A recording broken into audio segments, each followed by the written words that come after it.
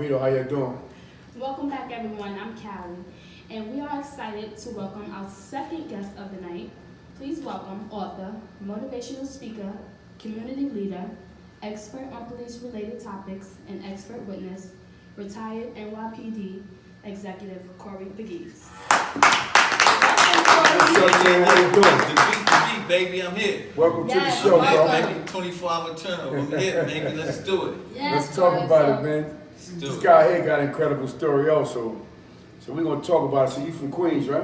Yeah, you know Queens get the money, baby. Okay, there it is. Okay. You still in Queens, or where you at now, bro? I'm in Long Island now, but you know Okay. my heart is in Queens. You know I had to bring the babies out to the big backyard, Big- white picket fence. You know that. Yeah, you already know. I couldn't let them grow up like me. Yeah, I understand. So let's talk about it, right? Let's get into it. So at the height of the 1980s crack epidemic, Yeah, you were a teenager selling dope for the notorious Supreme Team gang back in the days. yeah. Yeah. Yeah, but you know, so let's just put the disclaimer out there. I was selling dope for me before I was selling dope for the Supreme. Oh, let's Team. talk about it. That's what we're here so for. I Yeah, just, let's so talk I about started off at like 13 years old, Right. selling, you know, I was just selling weed, nickel and dime bags, Mhm. and then we figured out we could get more money bagging ourselves. Mhm. Then, you know, my man who I was getting the work from, he gave us, we started selling mescaline tabs, loose cocaine, and then this wonder drug, like at the end of 84, 85, he hit us with this crack. It was like, Exactly, yeah. this gonna blow people's mind. Right. And then we started selling crack cocaine. I was doing with my man Sean Dew Mhm. for a minute. It was a crew, it was like 5 of us on Murdoch Ave, 198, O'Connell Park. And then I eventually started working for the Supreme Team. Actually, I used to work for Bimmy, my man Bimmy. Mhm. Shout out Ben, what up, boy? He got that exclusive deal. Yeah. I can't even talk about it. He just signed a major Hollywood deal Yeah. like 5 days ago. Wow. We gotta bring him on. I got you. Yeah, bring them through. Let's bring him Yeah, on the no, show. no, we bring him. Bring them on the show, yeah. So what made you start selling drugs? Oh, I grew up poor on welfare, 5 sisters and myself. My Mhm. mother was on welfare. My father left in the 3rd grade. My mother never had a job that I know of. And you know what is crazy? You know, we're gonna plug my book right once a cop the street Nah, the nah, law. Nah, you supposed to. No, I It's gotta on say it, that. right? It's I gotta on say that because I'm gonna just tell Yeah. you because it took me like I wrote my book at like 45 years old, Right. and I didn't realize till 45 years that my mother. It was better for my mom to be on welfare than to get a job, like a minimum wage job. Yeah. With 6 kids, because at least we got medical, we got dental, we got food stamp. So like everybody be knocking welfare, welfare, welfare. It took me until you sit back, like all of y'all right now, if you Yeah. sat back and write your life. I was born this day and then today. Yeah. You start realizing all kind of crazy shit. Yeah, you do. I didn't realize. I said, yo, my mother never had a job. But once I realized, I said, wow, she had them benefits, Mhm. which was more. It was easier than to get a job for $3 an hour, And it's and holding you ain't that got no down. benefit. And it's holding all It 60 was out holding there. all 6 Yeah. of us Exactly. down. Yeah. The benefits was more That's crazy. important than the money at the time. That's crazy. Well, that's yeah. crazy. Yeah. And so open the refrigerators, roaches running around, mice Yeah. keeping me up at night, Yeah. all the stuff that people do in the hood. Once my Yeah. pops left, we lost the crib. We had to move up above a number spot. Uh-huh. I know y'all don't know about number spots no more. But, we had a number spot, and so when my man approached us, he was like, "Yo, I'll give you 100 Lucy's." Not Eric Garner died for cigarette Lucy's. We Lucy's, we call Lucy's Yeah. rolled up joints. Yeah. He said, "Yo, y'all take 20 off every 100." Shit. Yeah. Yeah. This is no brainer. We was Yeah. busting out 500 a day. We Yeah. was getting a buck a day. I'm 13. Yeah. Getting $50 a day. Yeah. Give me a ham and cheese sandwich. You know what I'm saying? Sundew. Yeah. We good. Go give me some Puma for $30. Yeah, yeah. You know what I'm Quarter saying? It was quarter Yeah, wash. So yeah. it was a no brainer. And so the money was coming in just hand over fist. I was getting it. My mom knew I was getting it. I mean, I was coming home. I said my mom's off here and there. Yeah. But she couldn't, 'cause I was a lion in the streets. So, once you're a lion and you taste blood, you want blood every day. Yeah, yeah. So you saying? you the only one, like, you have brothers too, you said, right? No, Oh, 5 no. sisters is just me. Wow. Mm. Oh, just, you have to take care That's of a Yeah, big I was one of my responsibility sisters right there. hand me Yeah. down jeans, like I had no big brother to get no Yeah, jeans. yeah. Once in Yeah. a while I had to wear my sister's jeans. Uh-huh. In my book I got this picture. Yo, I'm sorry I ain't bring y'all no book. Right. But I'll send y'all one. Yeah, but definitely. I got like 40 pictures in the book. But one of my favorite pictures is me in I think it's the 4th grade.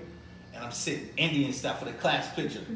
And the teacher was like, sit in the front. And I was like, I don't want to sit in the front. I distinctively remember that day. That was like 1976, 1977. I didn't want to sit in the front because I had holes in my croquettes. And this particular day it was raining, and so the genius that I am, I put cardboard in it, thinking like my socks will get wet.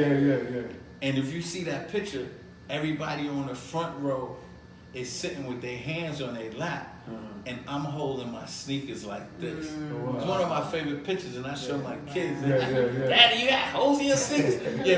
Y'all rocking Jordans. You got 10 pair of Jordans. We ain't had them. I could afford those. So I mean, it was just the time. It was just what I was living. And you understand, when I'm in these streets in the 80s, I'm in the streets, like, I sold drugs for like 5 years, from like maybe, I went to the Army in 87, so I was in the streets from like 83 to 87, whatever it was. But the police wasn't, like, when I worked for the Supreme Team, we was giving the cops $15,000 a week. So, like, the police wasn't around. You know, I just saw the golf off of Harlem the other day. Like, yo, my man Marquand, shout out Marquand. I see you doing big things, baby. Y'all have Marquand on the show yet? Not yet, he coming. Yeah, y'all gotta get Marquand. And you see the scene in the golf off of Harlem, the first scene, like one of the scenes. What was I just talking about? I'm losing focus. No, you talk about when you was in the Army, and you talk about the movie, The Godfather, with your boy. But it was something that happened.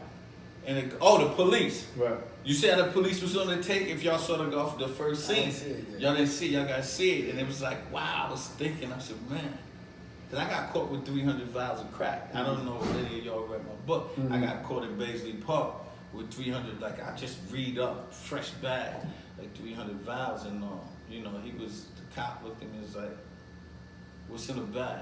I was like, "Ain't nothing in this bag, man." He said, "Give me the bag." Just threw him the bag, brand new pack. Just opened the bag, and he looked at it, threw it back at me. He was like, "Tell your boss I did you a favor."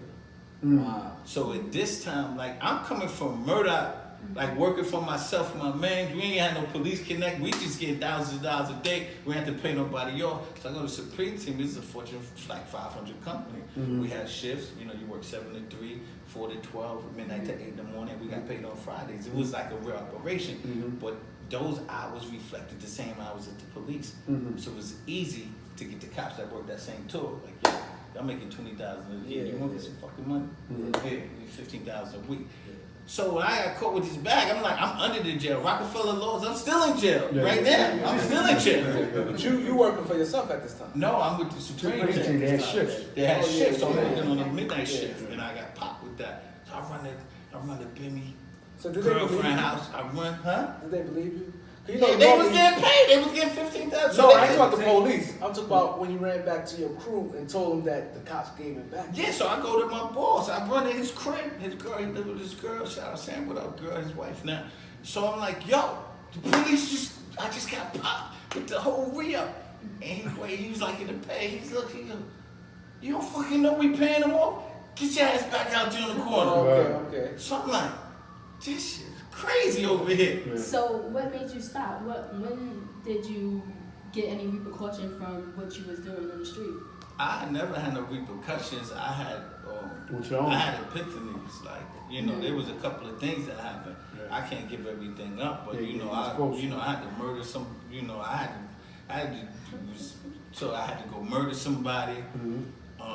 There was a lot of stuff that was going on, and then but the biggest thing was December 12th, 1986. Corby Jr. was born. So I'm holding him in my hand, and I'm looking, saying, yo, I can't leave this boy in the streets. My father left in the 3rd grade. Like, what kind of hero I'm going to be for this kid? You know what I'm saying? So that really was... What made you change your life, being a father? Exactly. So once I had him, but then 6 months later, I had my daughter. So I had 2 girls pregnant in high school at the same time. I'm sorry. Is that when you went into the military at that time once your son was born? The exit strategy started at that time. So I went down to the Army recruiter and was like, yo, how fast can you get me out? But to me, I think that's real hard. Like in the 80s, how much money it was, I don't care about no kids and not. It's hard to sit there and stop. Nah, but so I'm gonna tell you, I'm gonna be so honest with you. So at that point, it's like, I had shoe boxes full of money. 100 pair of sneakers, money, jewelry. You know, if you see the pictures, I mean, like this chain here, this chain from the 80s. I just got this piece for like 2 weeks ago, but this chain, I probably got like $40,000 worth of jewelry. I'm one of the only people in America that still got all their jewelry from the 80s. I got nugget rings with diamonds, chains, I got all of that. But it was blood money at a point. Like, when you see, this is why I love like Jay-Z and 50 Cent, because they was in the streets like me. So like when you a hustler and you get out, like everything else is a hustle. Like my whole life is a hustle now. I'm hustling. Like books is like, for me, I'm selling crack now. I'm just selling books. But I'm not worried about my girlfriend setting me up. I'm not worried about the police coming after me. I'm not worried about my man setting me up. So when I went to the army, I never forget, I made $600 a month. I was the happiest soldier in the United States military. I didn't even care. I could have went there for free. But I had this monkey off my back that I wasn't, them streets. And it, you know, when I became a cop, everything that I did, even to today in my life, I resort back to the streets. Like when I was a cop, I always played the war. Left, right, front. You can't, every time I see a cop standing on the sidewalk, I laugh. It's like, they're not street smart. You can't come behind me, I'm playing the war. Left, right, center. You're gonna get me, I'm gonna see you coming. I'm gonna knock, I'm gonna knock you out, I'm gonna lay you down. That's just the street code. That's just a little bit of stuff that I learned from the street. Trust nobody. Never trust nobody. So let me ask you a real quick question real quick. Was you a dirty cop? Not dirty as in like setting people up, like far as like taking money from drug dealers and stuff like that? Nah, I never. So, the crazy thing about me, and I write, all this stuff is in the book. So I'll tell you a real quick story in the book. So me and my partner pulled this dude over. I forget, on the Grand Central Park, whatever we pulled him over for. So I go to the driver's side, because I'm the driver, so I go to the driver's side, he on the passenger side. I'm like, yo, what's up? Like, license, registration, insurance. I'm like, what's in that bag? What's that bag back there? He looks at me like, I don't know, that's your bag. So I'm like, man, what's in the bag? Shit, officer, that's your bag. Open the door, bag full of money. So I'm with this Italian partner, he's still a good friend. Bob, what up, boy? I know you looking at this. Oh, boy. So I look up over the car, he look at me, my partner's like, let's get it. So I'm looking at my partner like, I'm doing math really quick. We make $28,000, I got 20 years, that's probably like 600, 700,000. We gonna bust this 30,000 out, it's 15,000, and it might be a setup. Nah. It ain't even worth it for me. I was so scared. You gotta understand, like when I became a cop, I was cop unusual. I'm coming in, I did Diddy Bop, I got Allen Iverson braids, I'm walking, I'm tattooed up, I'm talking with slang and all of this. They was like, who is this? They ain't never even seen nothing. Like they made a whole procedure in the New York City Police Department about hair because of me. They never seen nothing like me, but I was so smarter than them because so for me, like everything I do is a hustle. So I hustle in the street, I closed that chapter. I went to the army, I closed that chapter. I became a cop, now I'm retired, that chapter is done. I don't want to talk nothing about no police. Now I'm selling books, signing movie deals, I got television deals on the table. So like for me, it's like once the chapter's closed, so when that little money in that car in that duffel bag, it wasn't nothing to me because my name means everything. My baby's gonna see me on the front page, even though they ended up seeing me on the front page for something else. But it wasn't about that for me. Well, my question, real quick, is that because this is like a hell of a story because you never hear too many. Well, I ain't never heard no story, man, about a dude in the street getting money, selling crack, whatever he's selling, go to the service, and then come home and be a cop. And you know what I was selling in the service? Huh? You know what I was selling in the military? Because if we were hustling, I was selling DJ Clue, Ron G, Kid Capri. Yo, I was making so much money selling a mixtape. Remember, I was only making $600 a month. So I'm like, yo, and remember, I have my son, and I have a daughter. Well, I had married my wife, the daughter, I had married her, so my wife and daughter was with me, but my son was paying child support. So I hustled and get some more money because she taking me to court. I'm like, man, they taking half of this 600. I had some more money. So I was hustling, selling mixtapes. So what was that transition like from military to law enforcement? Oh, so, let me step back. So the reason I became a cop, like when I was in high school, there was a cop assigned to my school. I went to Andrew Jackson High School, one of the worst high schools in the city. You know what I'm saying? In Queens, yeah. And so there was a cop assigned. to the school, but he saw something in me. He would talk to me all the time, like, yo, young fella. He knew I was coming to school. Like on the back of my book, I got a picture. I got a big Dookie rope chain on. I got a medallion with 27 diamonds on. I know I got a pocket full of money, but more importantly, I know I got a gun on me because it's like 85. You ain't had no freaking. And you know who the security guard was in the school? Ed Lover. Oh, wow. Ed Lover with an orange ponytail coming out. That's my man. We all from out, Yeah. And he used to talk to me. He saw something in me. Who Ed Lover talk to? No, the cop. cop. Okay. And that's what made me want to become a cop. So the transition wasn't. I was so burnt out from the streets. You know, you ever? I mean, you sleeping in crack house. Like I'm wearing my same clothes for 3 or 4 days, but we making thousands and thousands of dollars. You know, I'm in the crack house. You know, they say New Jack City is loosely based off the Supreme team, and I distinctly remember. You remember that scene in New Jack City down here at the Carter House where they had the girls bagging up naked? Yeah. No, that's what we did. And we had crack. We had a house. We had big bags like popcorn, crack. And they would count money with machines, and they had to be naked because, you know, they couldn't be stealing. And I see that scene in New Jack City. I'm like, wow, this is what we used to do. What borough you worked in? As a cop? Yeah. I worked in Queens. I was a lieutenant down the block in the 2A precinct. I worked in the 2A precinct. But most of the time I was in Brooklyn. I was commanding officer of the 6-7 precinct, the second most violent precinct in the city. Do the fellow officers that you work with at the time knew that you sold crack back in the days, or that just stayed under the cuff?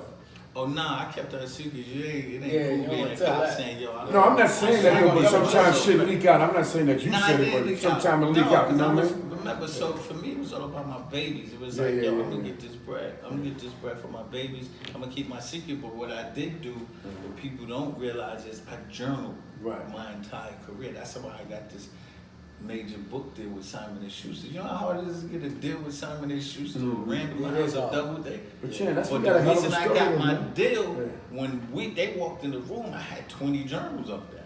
So my book agent, you know, he set it all up, Peter McQueen, what up, boy?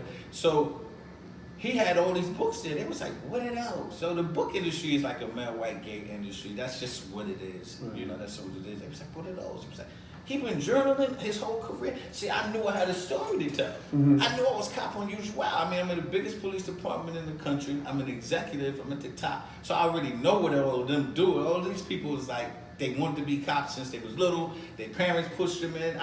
It was happenstance. I fell into it. They said, you're going to give me some bread and let me carry a gun. I said, yo, I'm going to do it because I'm done with this other life. Yeah, right. So I knew ain't nobody. As a matter of fact, like when I just signed a TV deal with Legendary Film, and the vice president called me.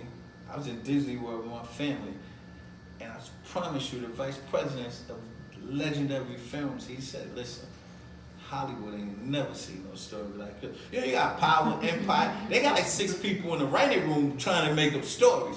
Like, I am a story. You are a story. That's know, what I'm saying. They're thinking the whole time. It's crazy because I know that era, man. When you come from there, yeah. that's what I'm saying. That ain't no regular story, man. Nah. You came from the era. What you saying? I know what you're saying is real because I was around at that time. Yeah. Went to the military, but you stopped because of your kid. You know what I mean? That's Like all Doc it said, was. how did you stop? And you was eating. It's hard. But you stopped because of your kid, because you remember your past. Then you went to the military, you selling Ron G and good clue tapes and all that. So you had that hustler's mentality no matter where you go. Right.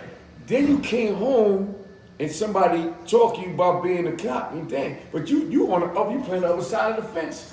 And you succeeded in that, and look at you now, retired and you live. That's crazy. That's a mean story. How did Benny and the rest of the guys, the Supreme team, when you came home and they found out you was a cop, how they accept you? Yo, that's crazy. That's every interview I do. Everybody asks me that. It's crazy. They were just so. I can remember being in the military and my man just writing me from jail.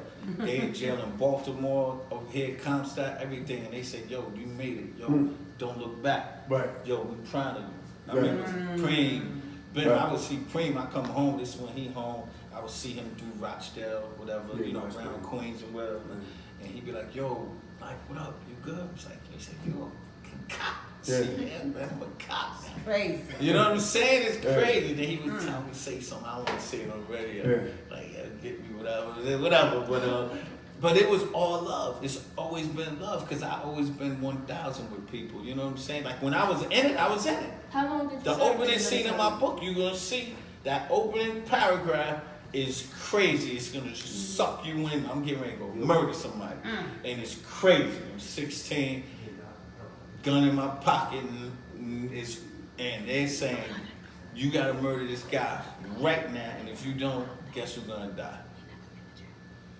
And to be here now, breathing the fresh air, so like that money in that bag, but I was so scared it was a setup because I ain't really supposed to be a cop. You understand what I'm saying? Yeah, So yeah. when I walked through in the police academy, they was like, yo, that Diddy Bop ain't gonna make it through it. 'Cause, you know, I got distinctive walk. And I was like, man, I just came from the army for 4 years. They couldn't change it. I mean, that's just the way I walk, Yeah, bro. yeah, I'm yeah. sorry. Yeah. So, All that money, boy, they'd have had me. nah, they wouldn't have had you. Nah, let me tell you, when I saw my baby boy, man, because remember, I'm around chaos. You know, God bless my man Pegues, my man Raheem, my man Shabu. Dudes was dying and disappearing, man. So I had my baby boy in my arms. It's like, yo, I need to see him grow. And remember, my father had left, and I cried every day and blamed my mother, even though my father was a POS. You know, he wasn't nice. He was a drunk. You know, they was fighting all the time. But it's just father love. Yeah. You know what I'm saying? I'm blaming her like, yo, you left But you my know, I can dad. relate to what you're talking about because growing up in the streets and stuff like that, say it's 5 of us, right? Mhm. And we always living the same type of life. But one of my friends decided to be a cop. You decided when you want to be what you want to be. Right. Other one played ball. Mhm.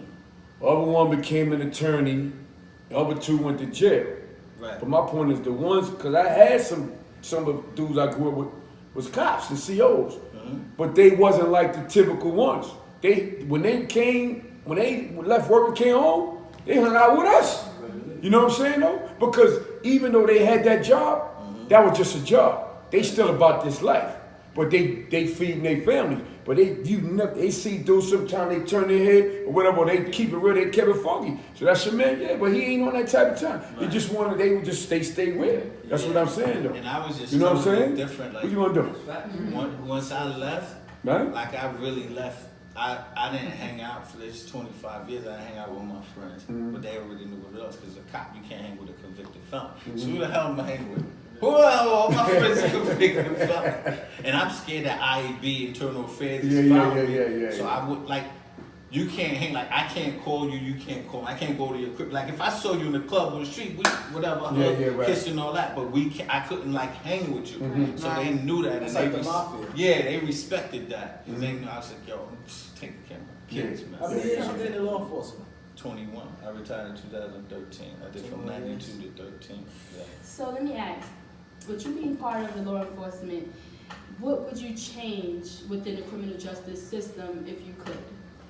Sure, man, it's a loaded question. Y'all told her it's a loaded. Well, you know, criminal justice reform, it got to start top down. You know, everything needs to be changed. We need to, you know, I don't know if y'all follow Sean King. Shout out Sean King. Sean King is the man. Like, it has to be real criminal justice change. And the only people who can change is the people. You got to vote people in positions who have your best interest. Like Donald Trump. How the hell he becomes president? You think white people just put him in office? Absolutely not. No. There's a bunch of Negroes and Spanish people that actually believed in him and voted him. So like for me, it's like you can't, like Donald Trump can't even affect me. I ain't even worried about all this crazy stuff that he do. I'm not even worried about it because my pension's still coming. I'm still gonna hustle. I'm gonna get my bread on a local level. But de Blasio can affect you. Where we at, Manhattan, Scott Stringer's your brother president. He could affect you today. So when these people are running, somebody need to be up there saying, like de Blasio, he run for mayor. People need to be saying, who's your police commissioner? If you don't know one, give me the 5 names you consider now. See, that's the position we need to put people in. Who's gonna be your district attorney? And if we're not holding their feet to the fire, because if you get somebody that ain't got your best interest, you vote him in. You think you're going to put somebody that got your best interest? And I'm not saying take a black paintbrush and swipe everything black, because I can tell you about 100 black cops you don't want coming to your house, because they white as they can be. But we got to make sure we hold people feet to the fire that's going to make sound, concise decisions that's going to affect us. So criminal justice reform, it needs to be the entire thing. I mean, you talking about marijuana, we got all these people, you know, there's 11 states that's legalized right now with marijuana. I travel the country speaking about legalizing marijuana because that's my position. It's like, yo, just legalize it. Yeah, the biggest drug in America is alcohol. That's just what it is. We already know that. So legalize marijuana. And matter of fact, release all these people in jail for marijuana. And the last thing is the communities that y'all obliterated, they need to be the ones owning the dispensaries. So criminal justice reform is just a cover, like everything needs to be changed. Everything. Right. I agree. So, you was a lieutenant executive. I was a deputy inspector.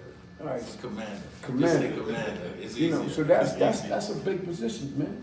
Yeah, I'm the Coming first from black hustler commander. to a black commander. Yeah. You know what I'm saying? Yeah, Yeah, I'm You got a mean story, man. Since I'm reading, man. 1865, I was Yeah. the first black commander in East Yo, Flatbush, Brooklyn. great. I used to go to meetings, they'd look at me like, yo, you the commander? So I had all the projects in East Flatbush, Brownsville, and Crown Heights too. So I would walk through the projects with a couple of cops. I would grab a couple of white cops to walk through. Like they had the family days. I would walk through, like they're barbecuing everywhere. And I walk up, you know, suit and tie, because I always dress the part. If you're going to be the part, don't walk in there with a do-rag because you don't look like you the boss. So I'm suit and tie every day. And I walk up like, yo, can I get a turkey burger? And the cops be looking at me, you gonna eat that? I'd be like, yeah, look at all these black people dying over there. I said, yo, man, put some cheese in there. Give me a little bit of macaroni and cheese. But it wasn't even about me eating something. I ain't really even want to eat it. Like, bag it up. I take it to the precinct. I throw it in the garbage. Sometimes I'll take a bite. It wasn't about it. It was just what you said. Police, community relationships. Right. Like, yo, I ain't no. I'm 5, 6, 7, 8, 9 years removed from sitting in the same damn situation. Right. But everybody else, they're looking at. So you got people in our communities policing, and they're coming in. And I understand people got biases. It's like I don't eat red meat and I don't eat pork, so you ain't never gonna make me eat it. It's not gonna happen. So if I don't like black people, you ain't gonna never make me like them. But for 8 hours, when I'm the boss, I say, yo, I don't care if you don't like black people. Fine, you got your biases. But for 8 hours, You have to because be I'm in involved. charge, you gotta respect these like. Exactly. You know what I'm saying? Yeah. You have to be So I involved. was like commander unusual. Like Right. I'm holding their feet to the fire. Like I would turn cops on and say, listen, at the roll call, I'm turning them out and say, yes, have a safe tour. When y'all go out in my community, make sure. They would be, those 2 letters, they pissed them off. M-N-Y. It's like, you don't live here? No, I don't live here, but they all look like me. Those are my sons and daughters out there in the street. So y'all make sure y'all respect them, because I'm the attitude of justice. Forget the police commissioner. He's like Donald Trump. Forget about him. You gotta worry about me.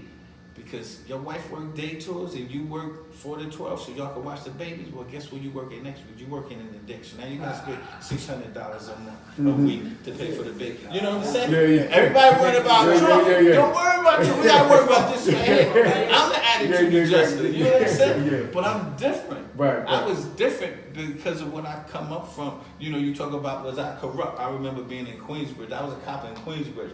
I remember throwing this kid against the wall for whatever reason. I grab his pockets like, yo, where the gun? I could fill you out like 5 or 6 files of crack. Now I'm literally 5 years removed from selling crack at this point.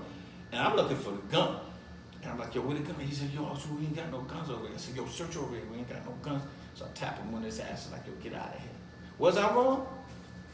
Maybe. But today, is that kid a doctor, a lawyer? I don't know.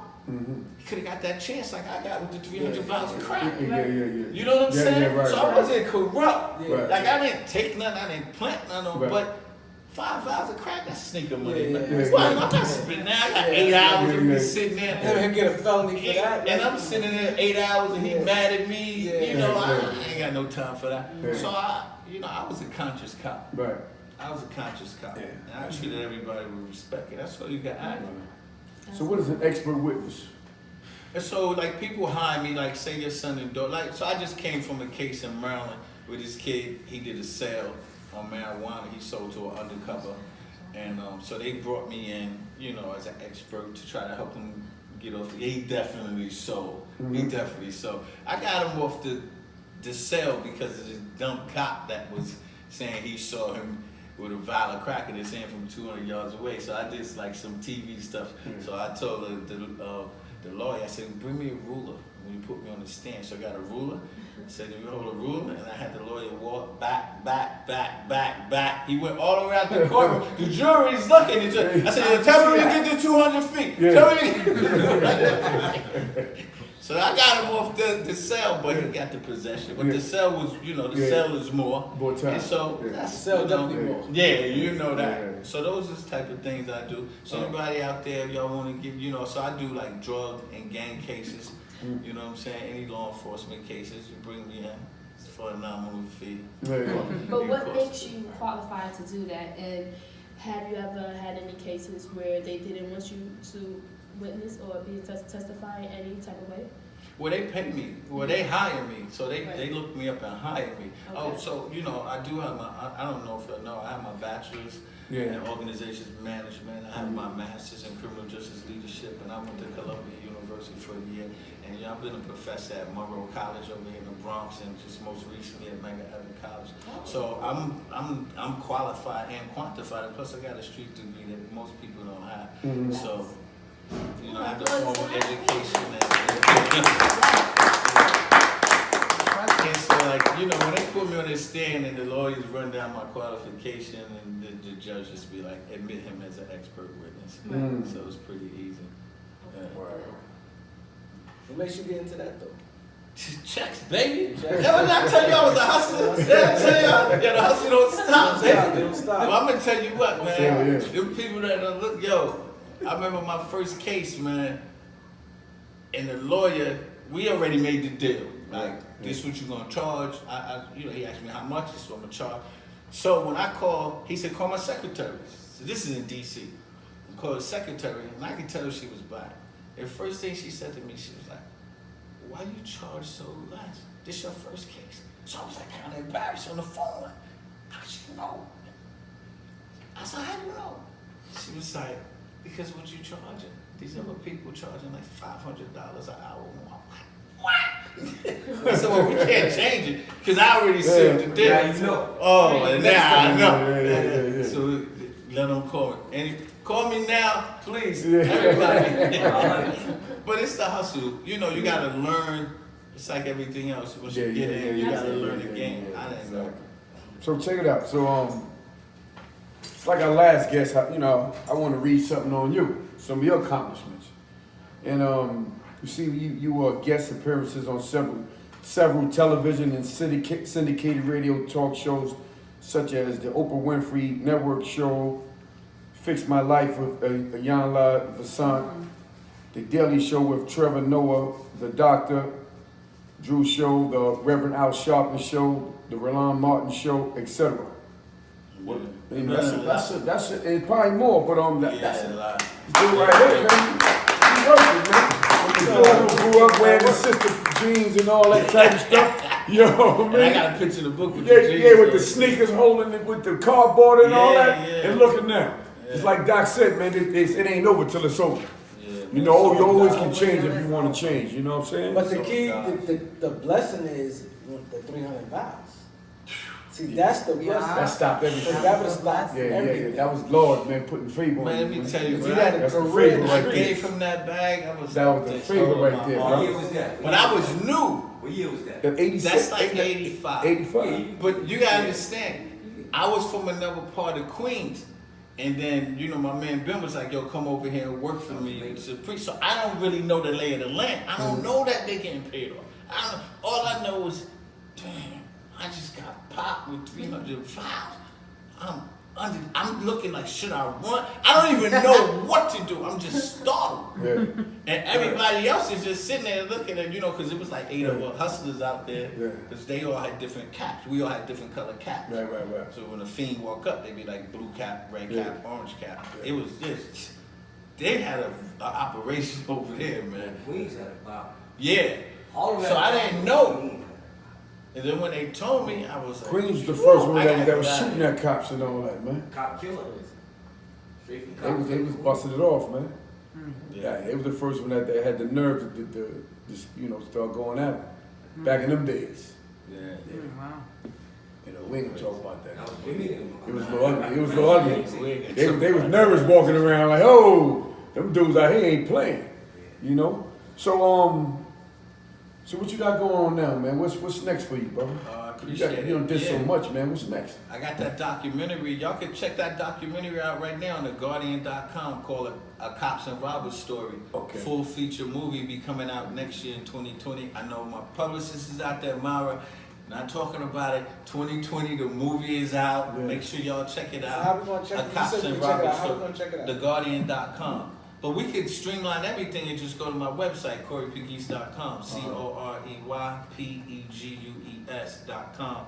And I got everything on my website. You can see how to get me on Instagram, Facebook, Twitter. You'll see everything. Yeah. Everything's there. And do you have any links? Everybody can find you any links? Yeah. Instagram, CPegues, CPEGUES9098. Twitter, CPegues. Facebook, Corey Pegues. Check me out. You know, I got that TV deal coming down the pipe. So Right. look out, Power, Right. Empire. Yeah. They're going to do the Corey Pegues story with some real story. Ain't nobody sitting in the room trying to make Can I ask you a question? So all this you accomplished from where you come from, Yeah. and you mentioned your sisters. How your sisters doing, man? My sisters, Because you're the only son. yeah. And you know, I grew up Bunch of rough. girls, And Mhm. you know how they doing, man? Because you don't. I know you don't looked out for your sisters. Yeah, those are my girls. There you go, Unfortunately, yeah. two of my sisters passed away. But God bless recently. you. God bless you. Yeah, two of my sisters You were know? home. I Yeah. had a couple of. But couple they of looking. years. That's your angels, man. Yeah. They So riding I got- with you. Yeah, they I not got going. three- They I here. got three more. Yeah, man. I got two more sisters. They do got a hell of a I got story. three more sisters. I got three more sisters here. I love them to death. One of my sisters was like in a gang and all that. She was a gangster. She was real gangster. She was more gangster than the gangsters.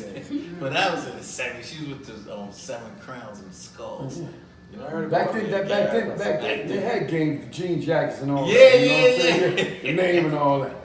Yeah. Yeah, I would get my 70s, 80s sisters. was I different. had beefs when I was a little Yeah, it was preteen. different. I have a beef. I go get my She sister. older, right? Yeah, I go get my sister. Yeah.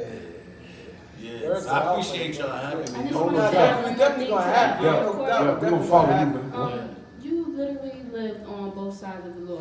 So I know this book that you have coming out, Once a Cop. Can you It's please out, it's been tell? out, Can you yeah. tell them where to find the book? Yeah, I know once this a should cop. be really interesting. Thank Both you. sides, like you Yeah, don't really once a find cop, people the who street, does the both. law, 2 worlds, 1 man. It's everywhere. You could go to any Barnes and Nobles, but you could go on Amazon. You could go on my website. It's everywhere. Make sure y'all get it. I promise you, you'll be reading it within 3 days. Once And a look at the Cop, guys. reviews Make sure on you get the Amazon. book. Yeah, once a cop. You know I couldn't pay all them people to write those reviews, so just go on Amazon.